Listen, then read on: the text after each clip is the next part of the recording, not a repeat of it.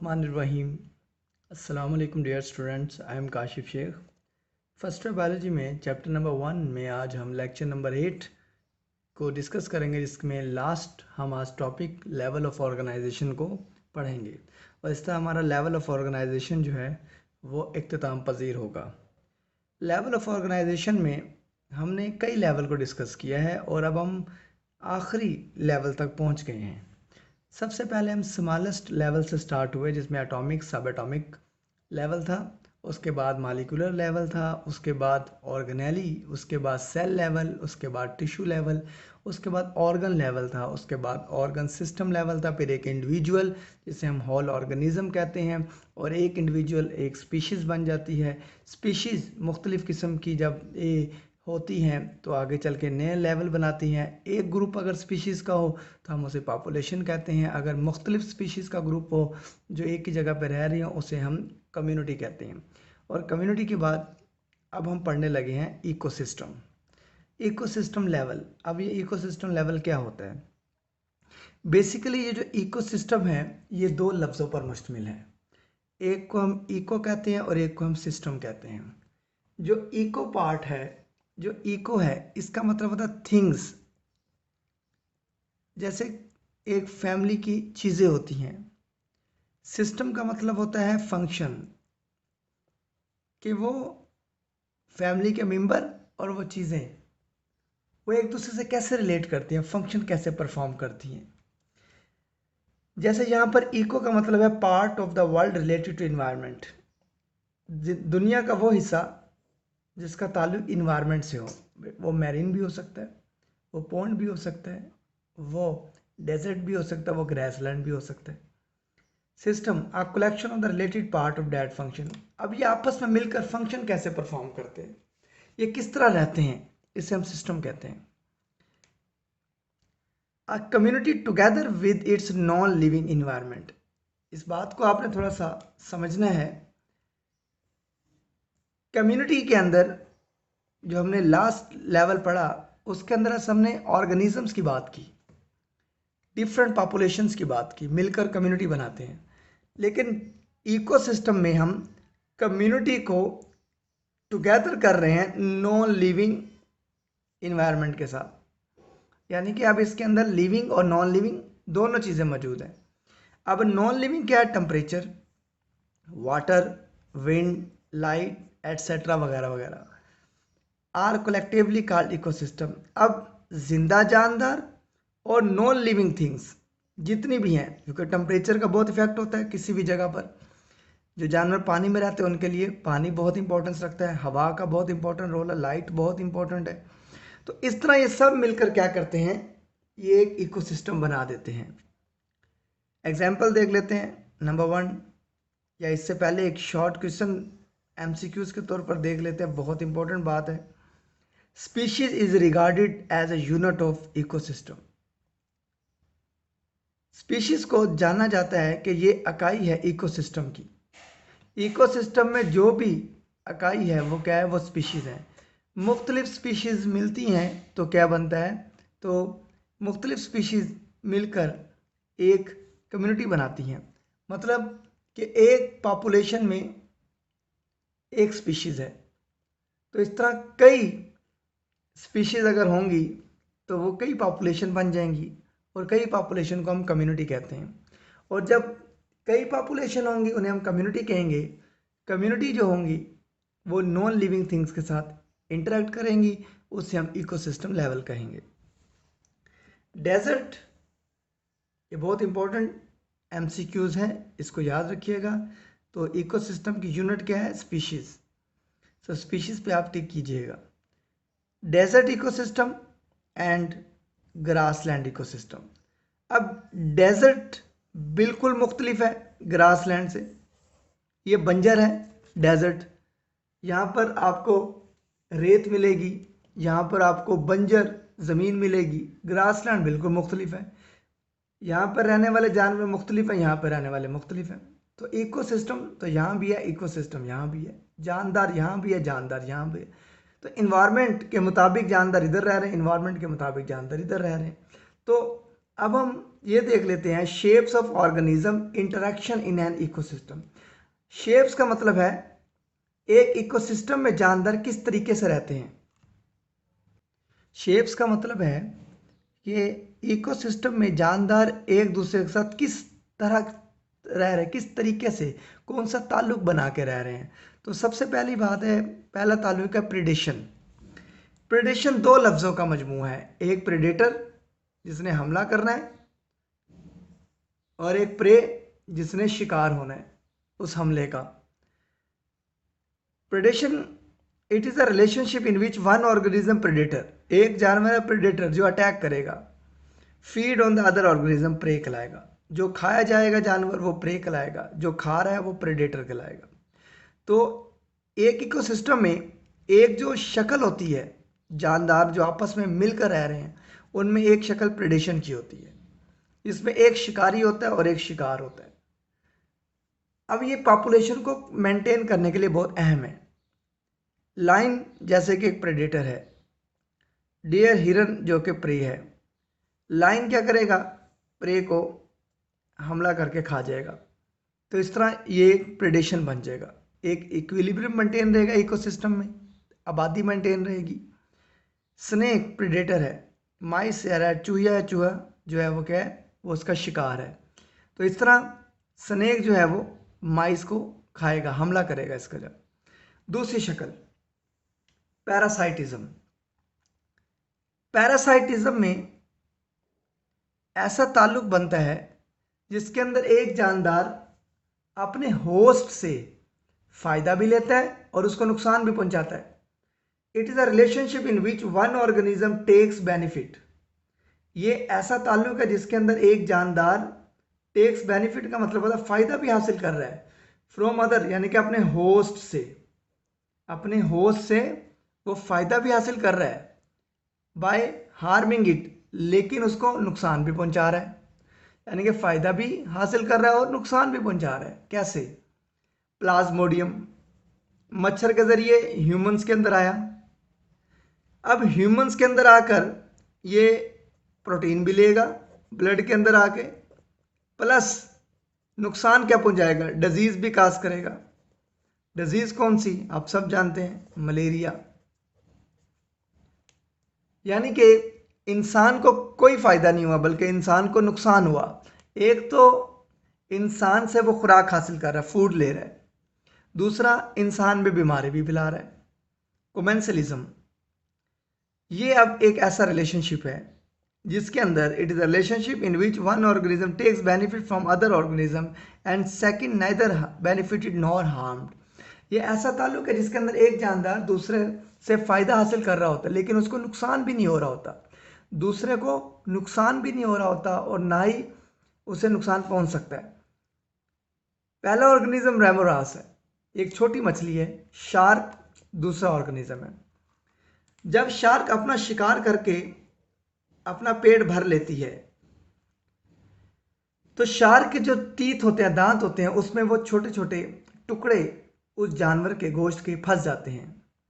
ये रेमोरास उस टुकड़ों को आके उसके दांतों से लेती है। मतलब कहने का ये कि रेमोरास को फायदा हो रहा है। अब वो टुकड़े शार्क के किसी काम के नहीं है, वो उसके टीथ में फंसे हुए हैं। शार्क को फायदा हो रहा है बल्कि उसके टीथ से वो निकल जाएंगे। तो इस तरह रेमोरास छोटी मछली है, शार्क बड़ी है, तो रेमोरास को फायदा हो रहा है और ना ही ये नुकसान हो रहा है शार्क को।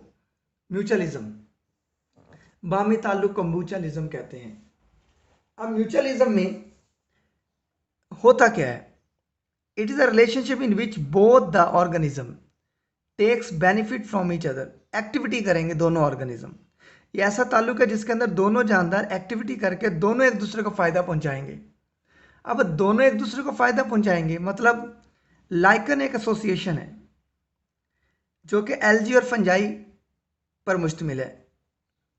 अब एलजी फूड बनाएगा क्योंकि एलजी फोटोसिंथेसिस करता है, फंजाई इसे प्रोटेक्शन देगा। तो दोनों एक दूसरे को फायदा दे रहे हैं। एलजी फूड दे रहा है फंजाई को, फंजाई एलजी को क्या दे रहा है? प्रोटेक्शन। ये दोनों जैसे कि लाइकन बना रहे हैं, ये ऐसे इन्वायरमेंट भी रह सकते हैं जहाँ पे कोई नहीं रहता। नंबर नेक्स्ट और लास्ट हमारा कंपटीशन। कंपटीशन कहते हैं मुकाबला, जहाँ पे आबादी ज़्यादा हो, लोग ज़्यादा हो, रिसोर्सेज कम हो। जैसे it is the interaction which two organism compete for same resources. ऐसा ताल्लुक जिसके अंदर दो ऑर्गेनिज्म है या कई ऑर्गेनिज्म है जो compete कर रहे हैं, मुकाबला कर रहे हैं फॉर सेम रिसोर्स, एक ही रिसोर्सेज के लिए इन एन इकोसिस्टम में। जैसे हर्बीवोर्स, एक एग्जांपल मैं देता हूँ। कई हर्बीवोर्स हैं, अगर उस इलाके में घास कम है, पौधे कम है, तो कंपटीशन होगा। जो बड़ा हर्बीवोर होगा वो छोटे को खाने नहीं देगा, ये कंपटीशन हो गया। या हम ऐसे भी कह सकते हैं race between students for single trophy. अब एक ट्रॉफी के लिए स्टूडेंट भागेंगे, उनके दरमियान रेस होगी, तो कंपटीशन होगा, मुकाबला होगा, जो जीतेगा वो उस ट्रॉफी को हासिल कर लेगा। तो ये बेसिकली हमारा आज का छोटा सा टॉपिक है जिसके अंदर हमने इकोसिस्टम को डिस्कस किया है। इकोसिस्टम को डिफाइन किया, उसके एग्जाम्पल देखिए और shape of the organism interaction देखा। अब मजीद इसके अंदर इस लेक्चर में हम आगे लास्ट लेवल ऑफ ऑर्गेनाइजेशन को डिस्कस करेंगे जो कि है बायोस्फीयर। लास्ट में लेवल ऑफ ऑर्गेनाइजेशन में अब हम बायोस्फीयर को डिस्कस करेंगे। बेसिकली बायोस्फीयर दो वर्ड्स हैं जिसे हम बायो लिविंग ऑर्गेनिज्म और स्फीयर प्लेस को कहते हैं कि लिविंग ऑर्गेनिज्म कौन कौन सी प्लेस में रहती हैं। द पार्ट ऑफ द अर्थ, अब ज़मीन का वो हिस्सा, वो खुश्की भी हो सकता है, वो पानी भी हो सकता है। आप सब जानते हैं ज़मीन पर पानी 70% है और खुश्की जो है वो 30% है। अब पानी में भी ज़िंदगी है, खुश्की पर भी ज़िंदगी है। The part of the earth land and water inhabited, रहना, रिहाइश, बाय लिविंग और including both living and non living environment या components from largest ecosystem called biosphere कहलाती है। याद रखिएगा, ज़मीन का ऐसा हिस्सा, या वो पानी हो या खुश्की हो, जहाँ पर जानदार रह रहे होते हैं, इंक्लूडिंग उनमें लिविंग पार्ट और नॉन लिविंग पार्ट दोनों शामिल है, फ्रॉम लार्जेस्ट इकोसिस्टम, और वो फॉर्म बना देते हैं एक लार्जर इकोसिस्टम को, जिसको नाम क्या दिया जाता है, बायोस्फीयर कहा जाता है। अब मिसाल के तौर पर मैं कहता हूँ ये ज़मीन है, इसका ये वाला हिस्सा जो है यहाँ पर लाइफ है। अगर हम ज़मीन के नीचे चलते जाएं, 15 से 20 किलोमीटर जाएं नीचे, तो हमें लाइफ मिलना मुश्किल हो जाएगी। और इस तरह हम ऊपर चलते जाएं तो हमें लाइफ मिलना मुश्किल हो जाएगी। यानी कि कुछ लाइफ एयर में मौजूद है, कुछ ज़ेरे ज़मीन मौजूद है, लेकिन एक ख़ास लिमिट तक जाके। तो एक ख़ास हिस्सा ज़मीन का जहाँ पर जानदार इन्वायरमेंट के साथ रह रहे होते हैं, उसे हम बायोस्फीयर कहते हैं। जैसे कि लिथोस्फीयर, हाइड्रोस्फीयर। लिथो कहते हैं टेरेस्ट्रियल को, स्फीयर कहते हैं प्लेस को, खुश्की पर रहने वाले। अब वो खुश्की पर रह सकते हैं, पानी में नहीं रह सकते, उनके लिए जगह कौन सी है, खुश्की। हाइड्रो कहते हैं एक्वेटिक इन्वायरमेंट को, पानी में रहने वाले जानवर। स्फीयर प्लेस को कहते हैं। अब ये जानवर खुश्की पे नहीं रह सकते, तो दोनों में फ़र्क है। ये पार्ट ऑफ द अर्थ है, कुछ खुश्की पे रहते हैं जानवर और कुछ पानी में रहते हैं, तो इसे हम बायोस्फीयर कहते हैं। तो ये स्टूडेंट हमारा आज का टॉपिक बायोस्फीयर, जिसको हमने पढ़ा और समझा, और इस तरह हमारा लेवल ऑफ ऑर्गेनाइजेशन जो है वो कंप्लीट हुआ। अब नेक्स्ट हमारे पास एक सवाल है, बहुत ही इंपॉर्टेंट शॉर्ट क्वेश्चन इसमें से आते हैं और अक्सर लॉन्ग क्वेश्चन भी बना दिया जाता है इसको। Living world in space, life on earth. बहुत इंपॉर्टेंट ये टॉपिक है स्टूडेंट्स, छोटा सा टॉपिक है ये, अक्सर इसमें से काफ़ी चीज़ें पूछी जाती हैं। सबसे पहले हमने इस बात को समझना है कि ये सवाल का नाम क्या है, लिविंग वर्ल्ड इन स्पेस। अब यहाँ पर स्पेस प्लेस को कहेंगे जगह, ऐसी जगह जहाँ पर जिंदगी है, यानी कि लाइफ ऑन अर्थ, ज़मीन पर जिंदगी का होना, इसे हम क्या नाम देते हैं? लिविंग वर्ल्ड इन स्पेस कहते हैं।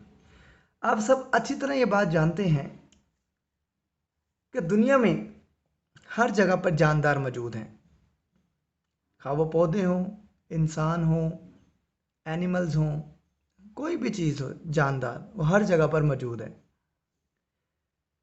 2.5 मिलियन स्पीशीज, 25 लाख स्पीशीज अब तक दरियाफ्त हो चुकी हैं, जिनमें हम एक को लें स्पीशीज को, वो ह्यूमन है।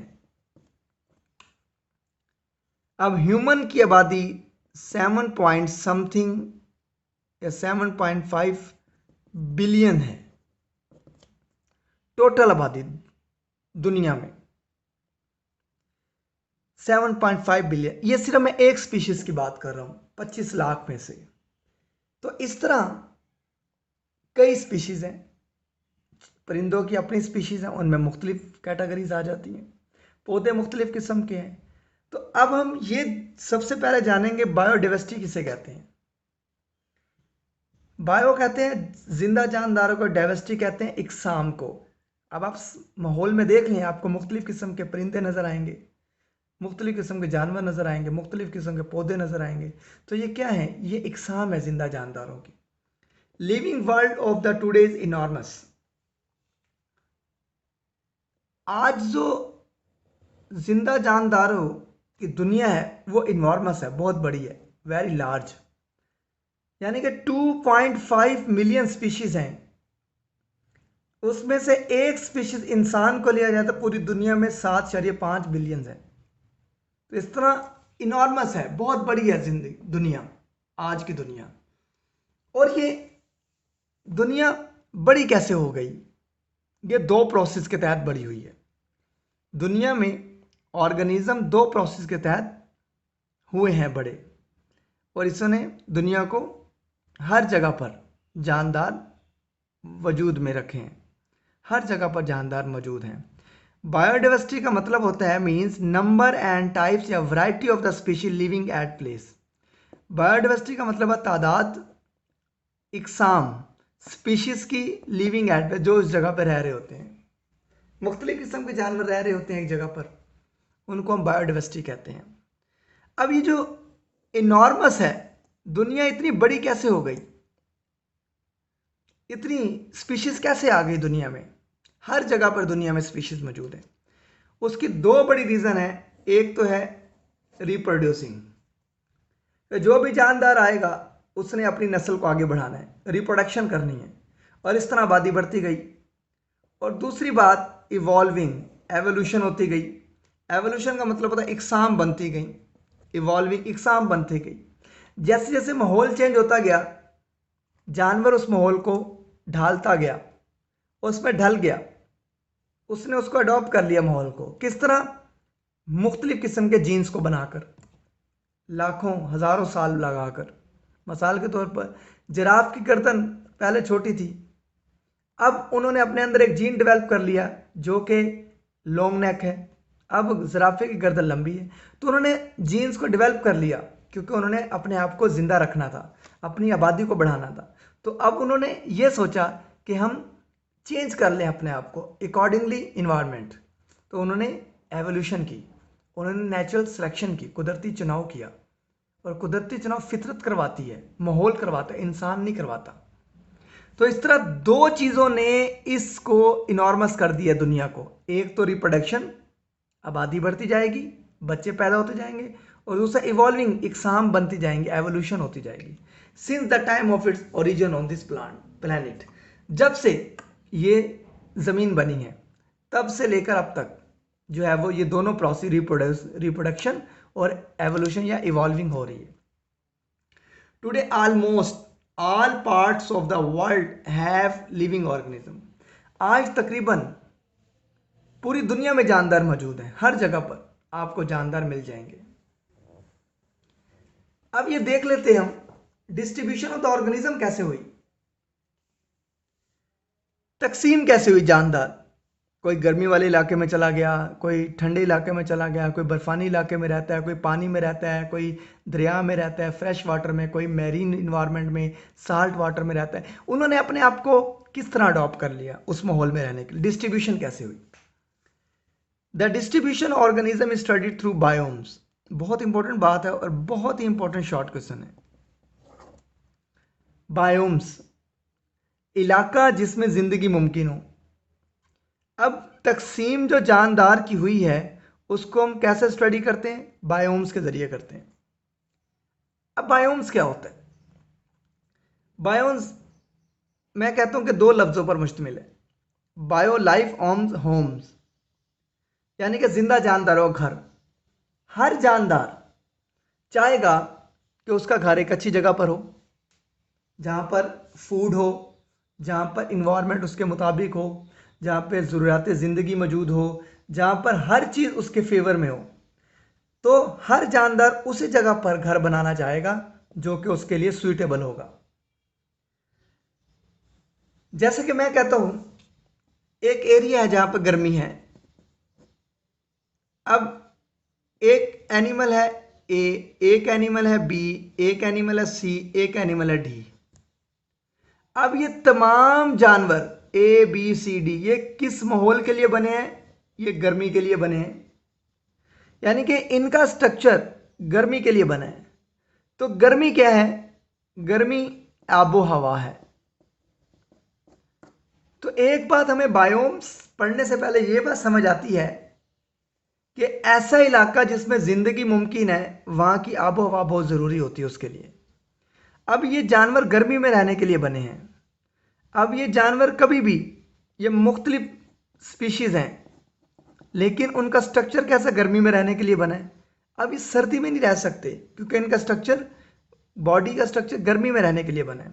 तो बायोम्स, जिंदा जानदारों घर, ऐसा घर जो जानदारों के लिए सूटेबल हो, उनके इन्वायरमेंट के लिए, उनको ज़रूरत ज़िंदगी वहाँ पर मैसर हो, उनकी आबो हवा उनके फेवर में हो। A biome is a large regional community primarily determined by its climate.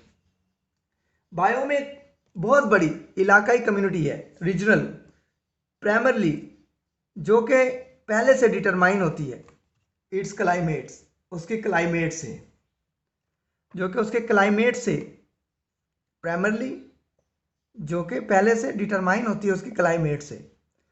अब क्लाइमेट क्या है? क्लाइमेट आबो हवा को कहते हैं। बहुत इंपॉर्टेंट एमसीक्यूज भी है और शॉर्ट क्वेश्चन भी है।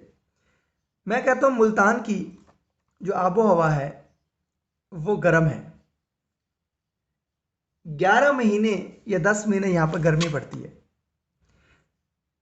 तो लोगों ने अडॉप्टेशन कर ली। अब लोग इस इन्वायरमेंट में रहने के लिए आदी हो गए और उन्हें पता है कि यहाँ पे इन्वायरमेंट क्या है, वो हॉट है, यहाँ की गर्मी ज़्यादा है, क्लाइमेट गर्म है यहाँ पर। एक बात तो ये हो गई कि जानवर जो अपना घर बनाएंगे, एक तो आबो हवा की बुना पर बनाएंगे, क्लाइमेट की बुना पर। दूसरी बात, the major kind of plant determines the other kind of the plants and animals. दूसरी बात है प्लांट। पहली बात जानवर जो रहेगा वो आबोहवा की वजह से, और दूसरी प्लांट की वजह से। मेजर काइंड ऑफ प्लांट तयन करेंगे कि कौन सी किस्म के जानवर आएंगे और पौधे आएंगे। जैसे गंदम है, गंदम का पौधा है, उसकी गंदम की बूटी आएगी। अब गंदम एक मेजर प्लांट है और जो बूटी है वो छोटा प्लांट है। अब इन्हीं की देखते हुए एनिमल्स आएंगे जो गंदम को, जो जड़ी उस बूटी को पसंद करते होंगे। तो मतलब कहने का ये है कि एक तो जानवर क्लाइमेट की वजह से आएगा और एक जानवर जो होगा क्या होगा, वो उस इलाके में मौजूद प्लांट्स की वजह से आएगा। मिसाल के तौर पर मैं आपको एक रोज़मर्रा की एग्जांपल देता हूँ। जैसे मैंने आपको ये कहा कि ये ए बी सी डी ये मुख्तलिफ किस्म के ऑर्गेनिज्म हैं। अब ये ऑर्गेनिज्म जिस इन्वायरमेंट में आएंगे, अब हर इन्वायरमेंट में जो हर जानवर जो आएगा इन्वायरमेंट में, ये मुख्तलिफ पॉपुलेशन कम्युनिटी बन जाएगी। अब इस कम्युनिटी की अपनी अपनी ज़रूरियात हैं। मैं कहता हूँ कि जैसे कि हम कहीं पे जाते हैं, तकसीम हो जाते हैं किसी जगह पर, बाज़ार में जाते हैं। कैसे?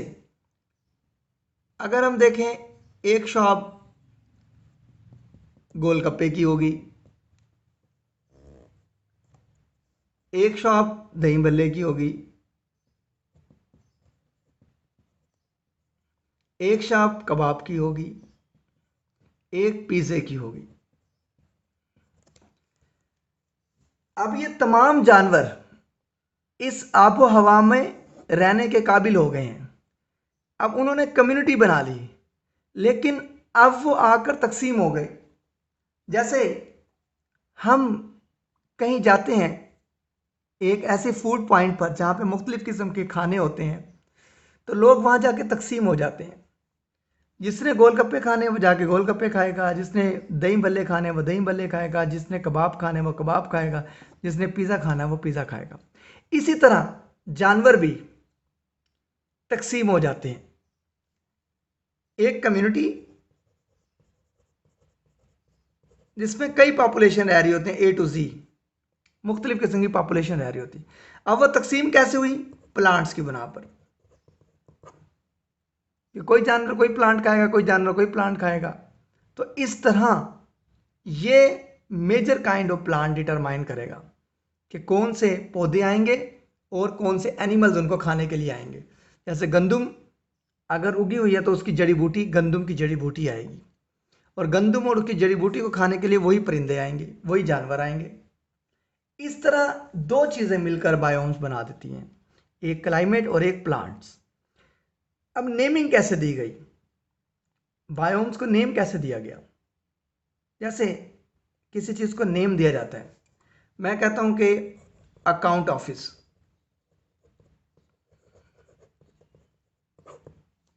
अकाउंट ऑफिस का मतलब होता है कि यहां पर लेन देन का काम होता है।